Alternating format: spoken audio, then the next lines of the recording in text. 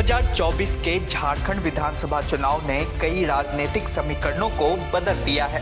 इस बार चुनावी नतीजों में एक नाम सबसे ज्यादा चर्चा में आया और वह है झारखंड लोकतांत्रिक क्रांतिकारी मोर्चा यानी JLKM के प्रमुख जयराम महतो का।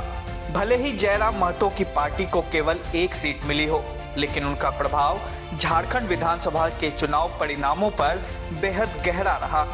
दरअसल कुर्मी वोट बैंक की लड़ाई में जयराम महतो ने आजसू पार्टी के प्रमुख सुदेश महतो को एक बड़ी चुनौती दी।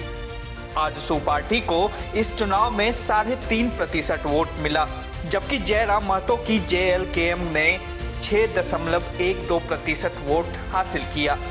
ये आंकड़े यह दर्शाते हैं कि जयराम महतो ने कुर्मी समुदाय में अपनी पैठ मजबूत की है और उनकी पार्टी ने सीटों के परिणामों को प्रभावित किया। जहां एक और जयराम महतो ने सिर्फ एक सीट जीती, वहीं उनकी पार्टी ने सिल्ली, टुंडी, कांकेर, रामगढ़ जैसी सीटों पर महत्वपूर्ण भूमिका निभाई। इन सीटों पर JLKM उम्मीदवारों ने जीत हार के अंतर को प्रभावित किया, खासकर सिल्ली सीट पर जहां JLKM उम्मीदवार को 41,000 से अधिक वोट मिले। यह वोट सुदेश महतो के हारने में अहम साबित हुआ। चर्चा यह भी है कि अगर जयराम महतो की पार्टी चुनावी रिंग में नहीं होती तो परिणाम कुछ और भी हो सकता था। उनका वोट बैंक NDA और इंडिया ब्लॉक दोनों को नुकसान पहुंचाने में सफल रहा। इन चुनावों में जयराम महतो ने अपनी मौजूदगी से साबित कर दिया कि वह झारखंड की राजनीति के एक बड़े खिलाड़ी बन सकते हैं।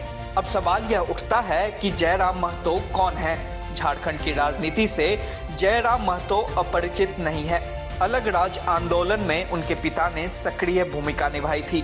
साल 2022 में झारखंड में हुए भाषा आंदोलन से वह पहली बार चर्चा में आए थे।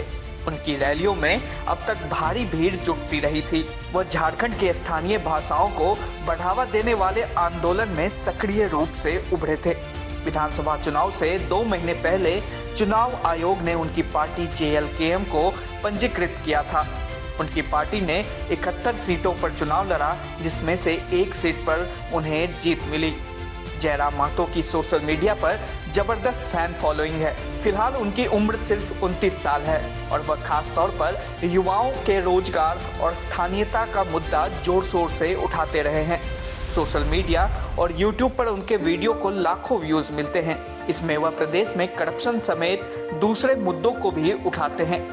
पढ़ाई लिखाई की बात की जाए तो चुनाव आयोग में दाखिल हल्फनामे के मुताबिक उन्होंने अंग्रेजी साहित्य में पोस्ट ग्रेजुएशन किया है।